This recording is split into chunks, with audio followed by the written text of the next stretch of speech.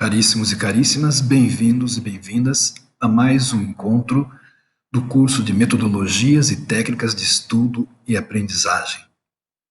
O nosso tema deste encontro será Roteiro de Estudos, a primeira parte falando de alguns métodos e ferramentas. A primeira coisa que nós temos de nos colocar é a especificidade e, ao mesmo tempo, a complexidade da vida de estudos. A vida de estudos nós podemos dividi-la em três partes. Começando com a aula, uma exposição, um encontro qualquer que seja ele, este sendo o primeiro momento. Esse primeiro momento se constitui da exposição de um segmento da matéria, de um conteúdo, discussão ou debate de temas a partir de textos com as suas respectivas sínteses e uma determinação de novas tarefas. O segundo momento já seria a recuperação ou aprofundamento desses conteúdos nos estudos realizados fora de sala ou em casa. Nessa situação, nós teríamos aí uma reorganização da matéria exposta mediante um processo de revisão.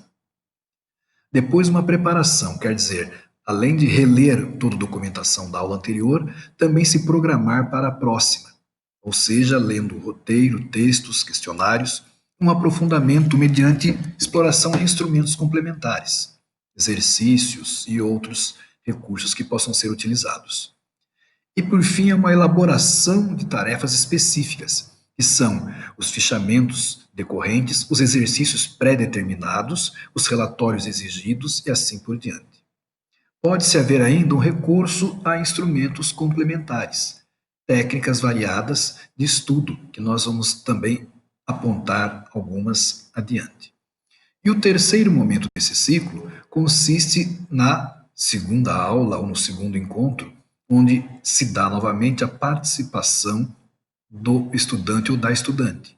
Nesse caso, como já foi feito um estudo preparatório prévio, extra-sala, agora vai ocorrer uma retomada e um esclarecimento de pontos da unidade anterior para fixação, exploração dos novos segmentos programados para o encontro e as discussões e debates, culminando com uma determinação de novas tarefas. Esquematicamente, nós podemos pensar esses eventos da seguinte forma: há um primeiro momento, com a participação da pessoa em sala, como nós vimos. Depois, um segundo momento com a revisão. E um terceiro momento, onde nós vamos ter aí a recapitulação, saneamento das dúvidas e aquisição de novos conteúdos. Claro que esse círculo ele não se esgota. É um círculo constante que vai se replicando, ou talvez até pudéssemos dizer que é quase como que uma espiral, em que momentos posteriores vão agregando conhecimento a momentos anteriores. Como nós devemos proceder, então, ao processo de aquisição de conhecimento? Em nossa cultura, ou geralmente nas culturas letradas, a aquisição de conhecimento, novos conhecimentos, não raro, essa aquisição é feita a partir de leituras. Então, como que a leitura ela se constitui em elemento importante para a aquisição de novos conhecimentos? Nós podemos falar de um movimento de aprofundar-se em uma determinada temática, um determinado assunto, a partir de um processo de leitura, análise e interpretação dos textos que nos são proporcionados em uma disciplina, em uma matéria, em um curso, assim por diante. Temos de iniciar, portanto, com uma delimitação da unidade de leitura. Quer dizer, nós temos de verificar que essa unidade de leitura é uma parte, um capítulo, uma seção de um documento mais amplo. Ainda que existam muitas discussões a respeito de se dever ler o livro de uma vez toda, ler um capítulo de uma vez toda, um artigo de uma vez toda, o que também podemos recomendar é que essa divisão ou essa opção de leitura seja decorrente da própria capacidade da pessoa. do ponto em que ela se encontra também em relação aos conteúdos que são trabalhados. Então, nós falamos que a extensão da unidade ela será determinada proporcionalmente a quê? A acessibilidade do texto, tá certo? Então, qual é o conhecimento prévio que a pessoa tem de um determinado assunto? Além disso, outro aspecto interessante é a natureza desse texto. Claro que textos mais científicos exigirão uma profundidade maior e, portanto, uma delimitação também maior do texto a ser estudado, a ser aprofundado. E como nós também falamos, a familiaridade com o assunto tratado. Por quê? Porque existe aí até mesmo a questão do vocabulário. A pessoa vai ter uma maior fluência, um maior aprofundamento em um campo que ela conheça previamente. Caso contrário, como nós indicamos no encontro passado, ela vai ter de fazer muito uso de vocabulários, do dicionário, né, para aprofundar o seu vocabulário. Tem de retomar muitas notas, apontamentos, para ter uma clareza maior do tema que está sendo discutido. Aí então pode-se ter o seguinte questionamento: como então e quanto ler? Como nós falamos, a pergunta é esta: ler todo o livro? Ler capítulos, tópicos, partes? Ler pequenos trechos e fazer resumos ou fichamentos? Nós vamos perceber que existem prós e contras de cada uma dessas posturas. Existem alguns grupos que discutem que quanto mais a pessoa ler, né, se ela ler um capítulo inteiro, se ela ler um artigo por completo, se ela ler até mesmo um livro, ela pode ter uma visão geral, mais ampla do assunto. E depois ela pode aprofundar pontos que tenham ficado duvidosos. Então nós vamos perceber que existem então vários níveis de leitura. Então, quais seriam os prós e contras de cada procedimento? A revelia desses níveis ou tipos de leitura que vamos indicar posteriormente. Ora, temos que resgatar então as teorias da aprendizagem e mesmo a teoria das inteligências múltiplas. Quer dizer, nós, a partir da teoria behaviorista, entendemos a importância do reforço. Quer dizer, estar continuamente reforçando os conhecimentos, as condutas, né, que nós tenhamos aprendido. Lembrar então da força do hábito. Também as inteligências múltiplas. As pessoas têm inteligências que são peculiares. Daí o princípio da singularidade. Dentre as inteligências múltiplas, nós vamos perceber que cada pessoa, ela também é única, tem a sua singularidade. E ela vai ter um tipo específico de inteligência, mais acentuado que outra, e ela também poderá ter um desenvolvimento, um desempenho maior de sua memória. Então aí as pessoas se perguntam: e as técnicas de leitura dinâmica e memorização? Elas funcionam? Elas seriam úteis para auxiliar no processo de estudo? O que nós entendemos e o que a literatura mostra é o seguinte: em relação à memória. Evaldo Herring ele já afirmava que a memória recolhe os incontáveis fenômenos de nossa existência em um todo unitário. Quer dizer, se não fosse essa força unificadora da memória, nossa consciência se estilhaçaria em tantos fragmentos quanto segundos já vividos. Ou seja, não existiria nem mesmo para nós uma noção de personalidade, de identidade, de biografia existencial. Porque não haveria essa conexão dos momentos passados com a nossa pessoa atual. Grosso modo, então, o que se chama de memória é a capacidade que os seres vivos têm de adquirir, armazenar e evocar informações. Três, então, momentos. A aquisição é o momento em que a informação chega até nós, por meio dos nossos canais sensoriais. E essas informações são transmitidas, né, até o nosso cérebro, que vai, então, decodificá-las, né, conferir sentido a elas. Não é verdade? Depois, nós vamos também ter o momento da consolidação, que é aquele em que a informação ela é armazenada. Ela seria dotada de significado para nós e armazenada. O terceiro momento seria aquele da evocação, de trazer de volta a informação que foi armazenada. Esse retorno ele pode ser espontâneo ou voluntário. Então, em alguns casos, alguns autores falam de reconhecimento quando há elementos anteriores, prévios, que permitem, não é, uma evocação espontânea, digamos assim, dos conteúdos da memória, não é, das informações necessárias. Quando, por exemplo, encontramos uma pessoa conhecida, não é, são ativados conteúdos preliminares mais facilmente, né, que estão mais presentes na nossa memória, e é feita essa leitura das informações de uma forma muito mais rápida, imediata.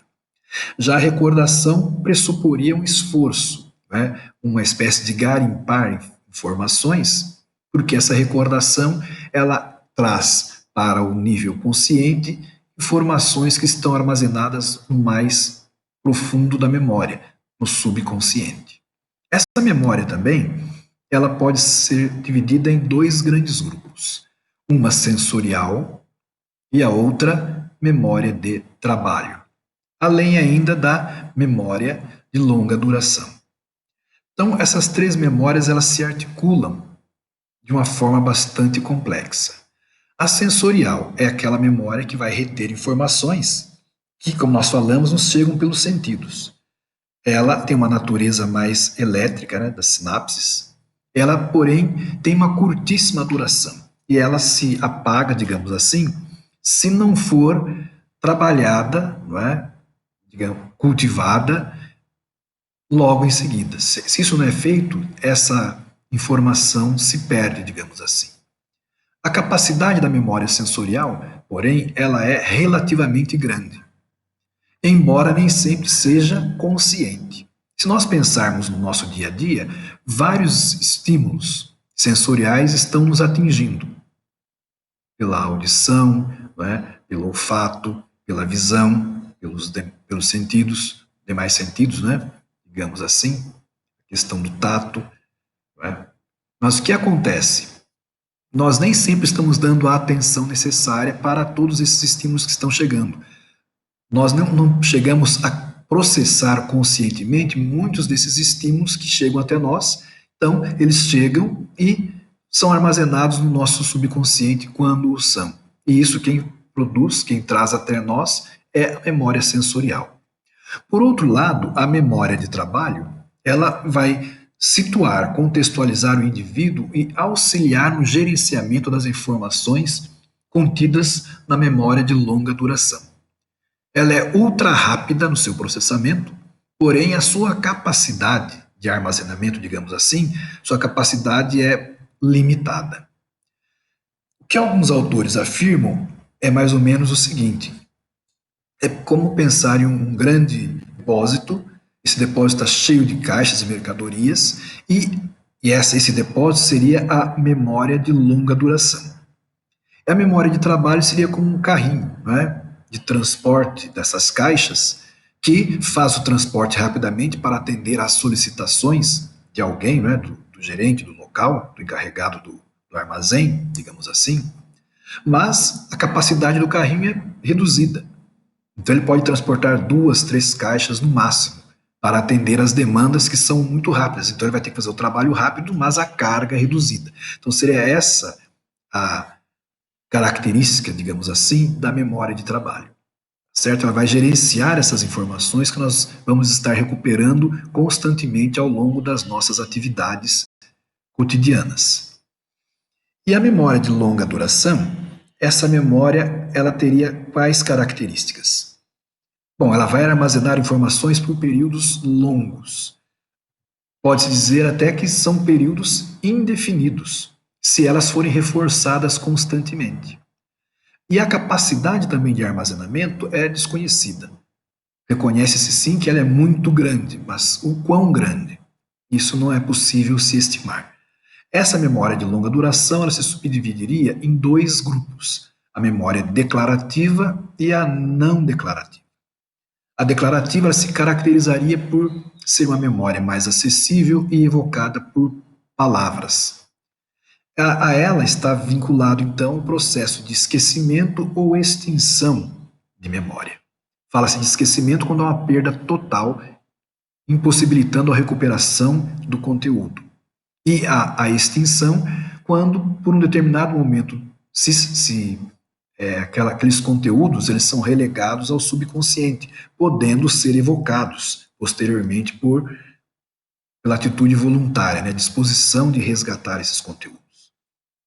Essa declarativa, ou então explícita, que é mais prontamente acessível, ela pode ser episódica quando vinculada a experiências passadas, é o que vai ajudar a constituir a biografia ou a autobiografia de uma pessoa, e pode ser também semântica. Nesse caso, ela não está relacionada ao tempo e espaço como a episódica, e aí o episódio é um acontecimento que se dá em um tempo e em um lugar. Mas a semântica não, ela refere-se a fatos, podemos dizer que seriam conceitos, né? A forma como a gente fala, desculpe, os conceitos que nós temos, as formas de interpretação da realidade onde nós estamos, né?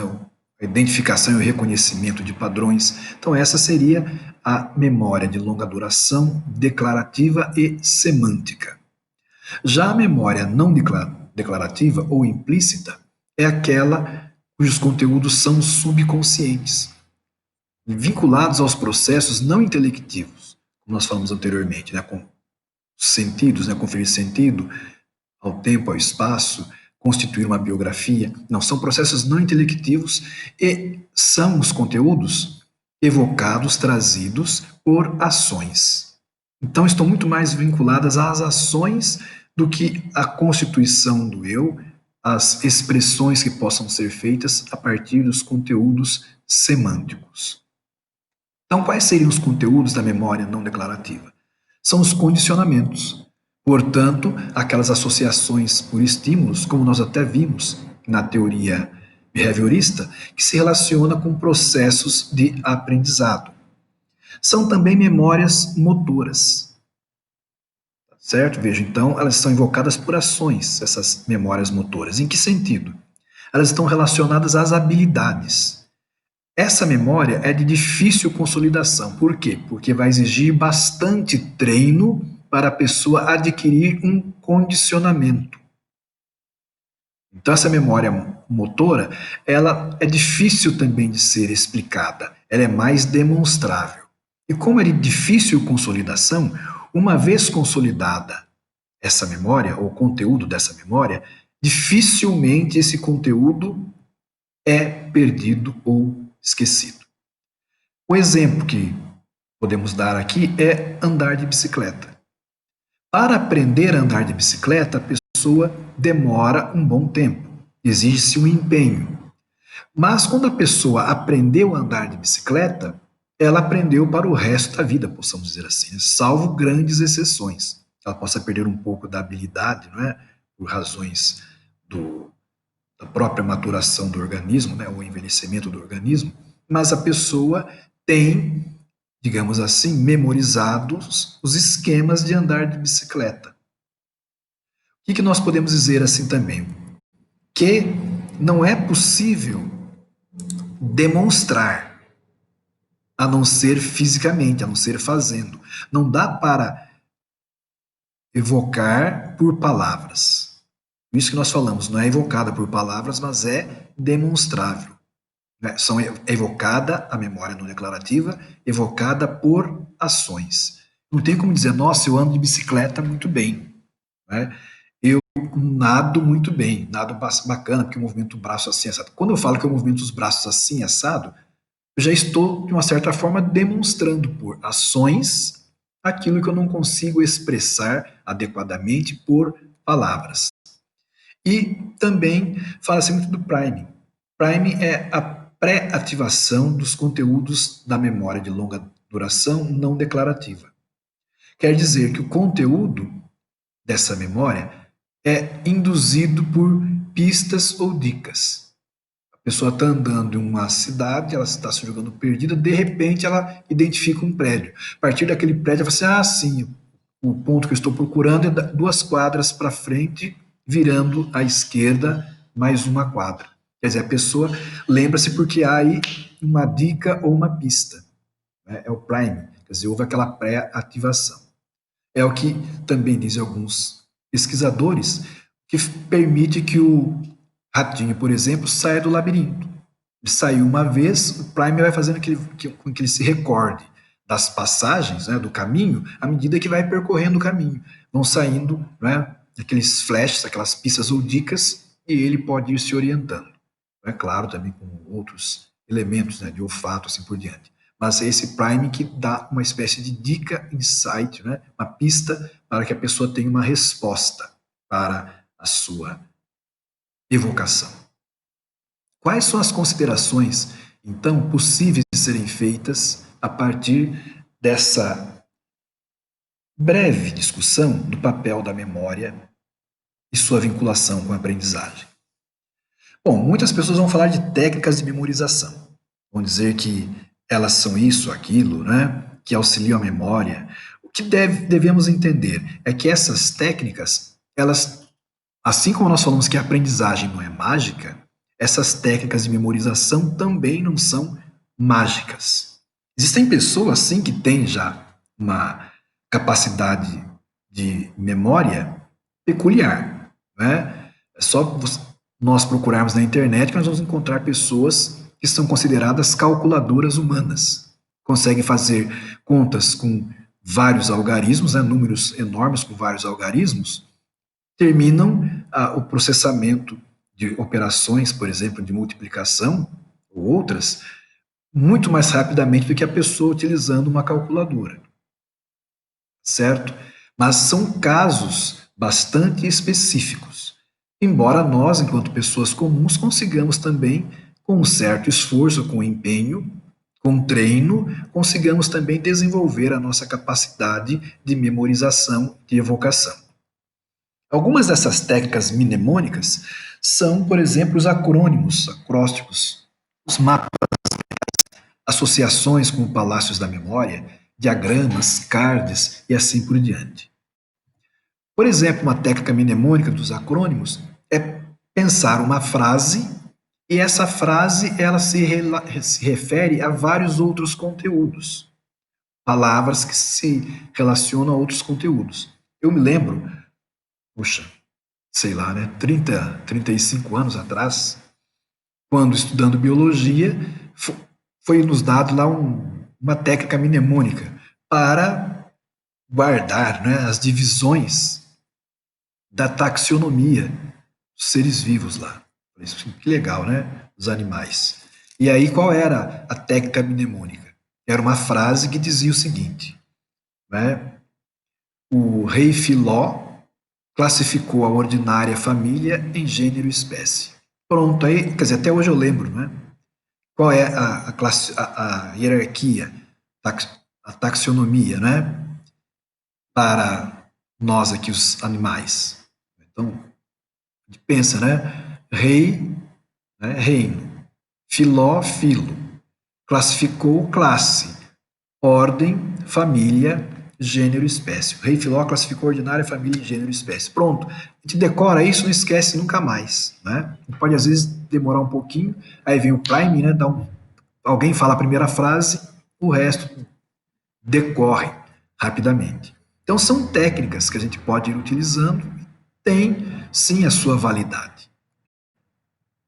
Então, o que seriam esses mapas mentais? Os mapas mentais são, na verdade, representações, né? Gráficas ou geométricas, quer dizer, palavras ou às vezes desenhos, que vão nos permitir criar uma espécie de resumo, né, com vínculos a um tema central. A partir desse tema central, nós vamos correlacionando subtemas, conteúdos que podem ser vinculados. É uma técnica bastante interessante que permite às pessoas visualizar, né? Ela visualiza, ela também escreve, quer dizer, envolve aí o sentido motor, sentido visual, né? Também o esforço de recuperar, né? De evocar os conteúdos estudados, e a pessoa vai lá, ela age. Então, os mapas mentais, eles tentam sintetizar grandes blocos, né, de conteúdos a partir dos seus conceitos mais elementares. Os mapas mentais eles podem ser elaborados manualmente, porque nem sempre dispomos de recursos, ou os mapas mentais eles também podem ser desenvolvidos a partir de aplicativos. Então, nós temos vários aplicativos e eles podem ser utilizados, né? Temos o FreePlane, por exemplo. Nós temos também o FreeMind, que são aplicativos gratuitos.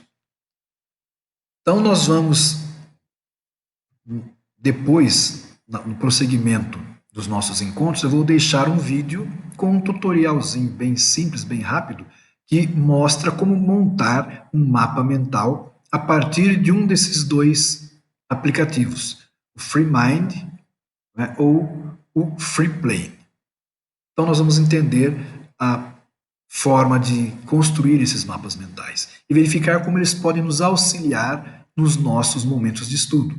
Ajuda, né, a memorizar, porque vão buscando essas raízes, né, essas ramagens, como se fosse um tronco que se desdobra. Uma outra técnica de memorização bastante recomendada, ainda que nem sempre muito utilizada, são os chamados palácios da memória, ou lote, né, do latim local, lugar. Essa técnica, ela não é recente, muito pelo contrário, ela tem indícios de que ela remonta ao século V antes da nossa era. Alguns falam até mesmo de que os clássicos, filósofos clássicos, Aristóteles possivelmente, teriam indicado essa técnica para que as pessoas pudessem memorizar os conteúdos filosóficos. E em que consiste, na verdade, essa técnica dos mapas, desculpe, dos palácios da memória? Implicaria nisso mesmo, né? Nós associarmos um ambiente conhecido, não é? Um imóvel, uma casa, associar esse ambiente conhecido aos conteúdos que nós queremos estudar. Cada lugar desse ambiente corresponderia a um conhecimento. Os filósofos da antiguidade, né, eu venho aqui, depois eu passo lá nos filósofos da período antigo, medieval, né? Vamos lá, os filósofos da patrística, depois da escolástica. Eu venho depois a filosofia da autoescolástica, aí depois vem a filosofia moderna, né? Eu venho aqui na filosofia contemporânea e uma discussão geral da eficácia da filosofia, e eu pego e encerro a discussão, certo? Então seria mais ou menos isso que esse Palácio da Memória tenta colocar para nós. Quais são as etapas para a construção de um palácio da memória? Nós podemos falar que as etapas seriam as seguintes. Primeiro, claro, essa escolha, como nós falamos, do ambiente que nos é familiar. Em seguida, colocar-se numa condição de relaxamento para ativar ainda mais a concentração e a identificação de conteúdos e ambientes que virão na sequência. Depois, a visualização, tentar visualizar mentalmente, ainda que se possa fazer isso fisicamente, presencialmente, né, dentro do ambiente, você anda lá dentro da sua casa e vai associando ambientes e móveis, né, objetos com os conteúdos, faça essa visualização, depois uma associação desses ambientes móveis, etc., com os conceitos. Essa estátua aqui é Aristóteles, aquela estátua lá vamos colocar Agostinho. Essa aqui, Hipácia de Alexandria. Aquele lá, pode ser, tá meio, um vaso meio rechonchudo, né? Pode ser Tomás de Aquino. Pronto, você vai associando. Depois vem a evocação. A gente vai lá, se concentra e, ao caminhar dentro do ambiente, vamos recordando. Ah, é mesmo. Então, aqui na filosofia antiga, essa coluna reta aqui é Aristóteles, né? Aquele vaso rechonchudo lá é Tomás de Aquino, já está lá na filosofia da autoescolástica. Pronto, a pessoa vai associando, né? Ele anda nos ambientes e vai associando os conteúdos com os ambientes e os mobiliários. Essa é a evocação, o passeio mental. Nós também vamos indicar um vídeo na sequência, né, na nossa página, dando exemplos desse palácio da memória. Uma outra técnica também são os diagramas, né, que isso aí já é uma coisa mais técnica, mas os diagramas eles auxiliam em muito a construção também de memórias mais concretas. Então a gente elabora aí um diagrama e esse diagrama nos permite, né, na sequência, as etapas a serem seguidas para o desenvolvimento de alguma atividade mais prática ou o desenvolvimento, a evolução de conceitos. Também nós vamos indicar depois esses diagramas. Outro recurso que não é novo e que nós muitas vezes deixamos de usar são os memocards, né? Os cartões de memória. Nós podemos criar cartões, né? Podemos utilizar até mesmo caderno, né? Trechos do caderno, blocos de anotações, para criar esses cartões de memória. Esses cartões de memória também nós podemos encontrá-los como aplicativos, né? MemoCard, por exemplo, é um recurso bastante utilizado, recomendado. Você pode criar os flashcards lá, né? Você pode criar, gerenciar assim por diante, né? Nós podemos acessar o MemoCard, né? E fazer o uso aí online desses recursos. Além desse MemoCard, outro que a gente pode indicar também, outro recurso, é o Office Microsoft Sway. Né? Com ele dá para criar boletins informativos, apresentações, documentação e, inclusive, criarmos cartões que podem ser até eles podem ser visualizados como se estivessem sendo passados, né, trocados assim manualmente, né? Tem essas animações todas que a gente pode utilizar, então é algo que é bastante interessante. Se for utilizado um ambiente de aprendizagem pessoal, como nós falamos do símbolo, é só entrar lá rapidamente, né? E a gente pode usar esses recursos aí de uma forma bastante interessante, tá certo? Outro recurso ainda seria, né, nós podemos achar lá na Google Play, né, digitando Memocards no Google Play, nós podemos acessar uma grande infinidade de aplicativos gratuitos, né, outros pagos, mas vários aplicativos que nos permitam, que vão nos permitir construir esses cartões de memória. Então, esses são alguns dos recursos que nós podemos utilizar para que nós tenhamos uma maior memorização dos conteúdos. É claro que isso exige também um treinamento contínuo. Treinamento que pode ser feito também até mesmo com jogos, né? Jogos de memorização. A gente vai lá para tentar lembrar onde estão as cartas, né? Para ir virando as cartas para fazer a identificação. Então, existem várias técnicas, vários recursos, e nós vamos indicá-los também para que possamos ter assim uma gama de opções para atuar, né? Fazer com que a nossa mente se exercite, que a nossa memória se torne mais apta a adquirir conhecimentos. Então agora nós vamos fazer a seguinte reflexão, né? As questões são essas. Qual a importância da memória para a vida em geral e para a vida estudantil em particular?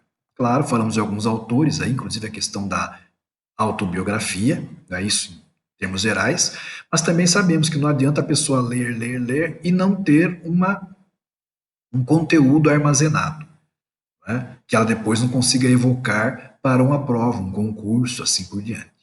Então, é óbvia a importância da memória.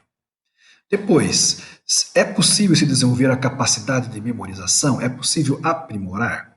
Nós falamos aqui de algumas técnicas, de alguns recursos, mas também cabe a cada um de nós dizer, sim, é possível. Não, a pessoa já nasce com esse dom, né? Uma memória excepcional. Pode ser que sim, eu conheço pessoas que têm facilidade enorme para guardar números. Você fala o número, ela já guarda, né? A maioria das pessoas, nós, por exemplo, guardamos o número do telefone de casa. o nosso número de telefone. Mas às vezes a gente vai pegar uma pizza, a gente olha na geladeira lá o ímã, né? Decora o número, se a gente não ligar em 30 segundos, a gente já esqueceu, né? Aquela memória ultra rápida lá, né? Então a gente fala assim, putz, eu peguei o número, agora qual é esse número?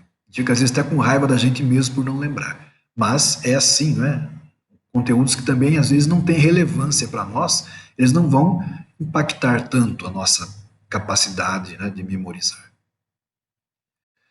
Depois, qual técnica dessas tantas que falamos, palácio da memória, flashcard, né, ou cartões de memória, memocard, também aí os outros aplicativos todos, né, das técnicas todas de memorização, além do cartão de memória, né, falar aí das técnicas várias, dos diagramas, né, os mapas mentais, quais desses aí, então, né, nós podemos pensar que sejam interessantes, ok?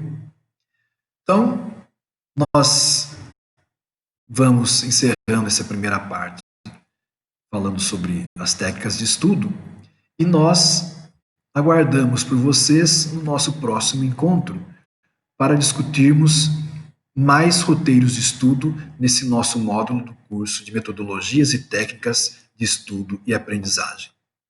Aguardo vocês.